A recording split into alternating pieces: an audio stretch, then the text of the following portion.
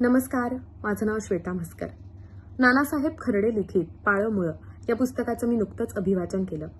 खरं तर कुठलंही पुस्तक वाचण्यासाठी कुठल्याही कारणांची गरज नसते, पण तरी सुद्धा हे पुस्तक वाचल्यानंतर मला ज्या काही गोष्टी या पुस्तकाबद्दलच्या आवडल्या त्या तुमच्या सगळ्यांबरोबर मी शेअर करणार आहे. तर सगळ्यात महत्त्वाची मला आवडलेली या पुस्तकाची महत्त्वाची गोष्ट म्हणजे तुम्हाला एका मोठ्या काळाचं दर्शन घडवणारं हे पुस्तक आहे.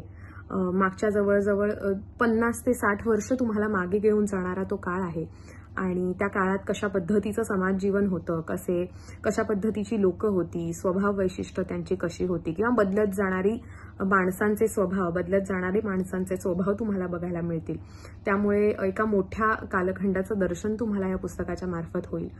शहरी भागातल्या जरी आपण शहरी भागात राहतो त्यामुळे ग्रामीण भागातल्या बऱ्याच गोष्टी आपल्याला ज्या माहीत नव्हत्या किंवा आपण फक्त आपल्या आजीकडून किंवा वडिलांकडून आईकडून ऐकलेल्या असतील त्या तुम्हाला या पुस्तकात वाचायला मिळतील आणि अत्यंत सुंदर पद्धतीने यांचं लिखाण केलेलं आहे.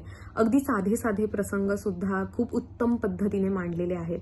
आपण नेहमी म्हणतो की एखादी कथा वाचत असताना आपल्याला सिनेमॅटिक त्याचा इफेक्ट डोळ्यासमोर सतत फिरत असतो, म्हणजे ती गोष्ट आपल्या डोळ्यासमोर उभी राहत असते.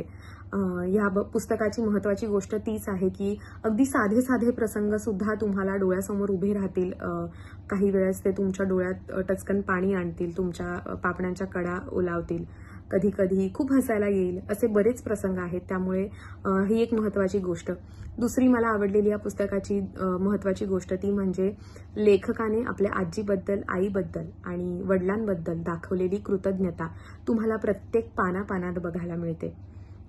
आज त्यांच्या निधनानंतर सुद्धा लेखकाने त्यांच्या बरोबर घालवलेल्या प्रत्येक क्षणाची नोंद तुम्हाला या पुस्तकात केलेली दिसते आणि ती इतक्या सुंदर पद्धतीने केलेली आहे की नक्कीच तुम्हाला वाचताना आवडेल.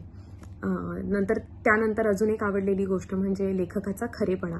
बरेचदा माणूस आपल्या आयुष्यात चुकत असतो आणि आपण सगळेच चुकत असतो, पण आपण केलेली चूक किंवा आपण केलेली कुठलीही छोटीशी चूक भूल आपण जी म्हणतो ती मान्य करण्याचा मोठेपणा लेखकाने नक्कीच दाखवलेला आहे. त्यामुळे तीही एक खूप महत्त्वाची गोष्ट आहे.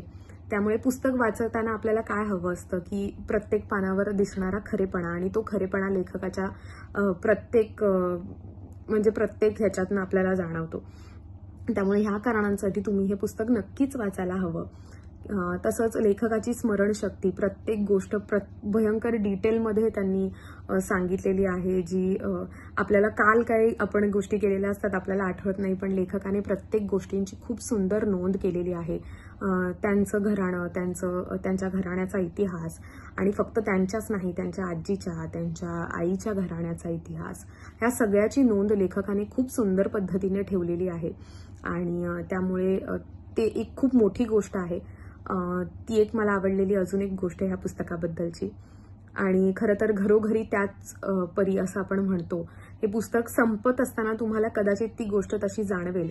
नानासाहेब खर्डे यांचं हे आत्मचरित्र जरी असलं तरी त्यांच्या आयुष्यात घडलेल्या बऱ्याच प्रसंगामधला एखाद दुसरा प्रसंग तरी तुम्हाला असा वाटेल की अरे हे माझ्याबरोबर पण घडलं होतं, किंवा तुमच्या आईवडिलांनी तुम्हाला सांगितलेला असा एखादा प्रसंग असेल, किंवा तुमच्या वडिलांनी, आजीनी, आजोबांनी कोणीतरी सांगितलेला असा प्रसंग नक्की असेल. त्यामुळे त्यांचं हे असलेलं आत्मचरित्र जितकं त्यांची कथा आहे तितकीच ती तुम्हाला सगळ्यांना भावणारी, आपल्या सगळ्यांना भावणारी ही आपली कथा ही आहे. कुठे ना कुठेतरी आपल्या मनात ती झिरपत जाते आणि अनेकदा चेहऱ्यावर हसू आणते, कधीतरी मनापासून रडायला येतं. आणि आपल्या जवळच्या व्यक्ती ह्या जगात असताना त्यांची कदर करणं खूप महत्त्वाचं असतं. लेखकाने अर्थात त्याच्या पुस्तकातून ते दाखवलेलंच आहे की त्यांनी उत्तम पद्धतीने आपल्या आजीची, आई वडिलांची कदर केलेली आहे. काहीही शिकलो नाही आपण या पुस्तकातून कदाचित, पण एक मात्र गोष्ट नक्कीच शिकू शकतो.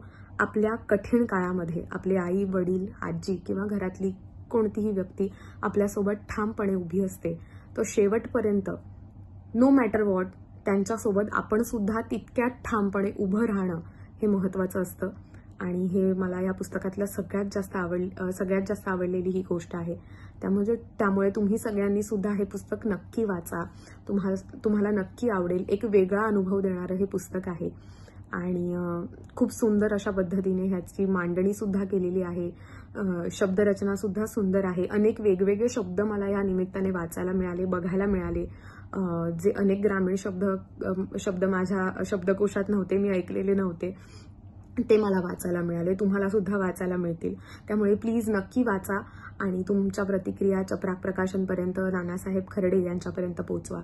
आणि जास्तीत जास्त हे पुस्तक वाचून एक वेगळी तुमच्या मेंदूला एक वेगळं खाद्य निर्माण करून द्या. थँक्यू.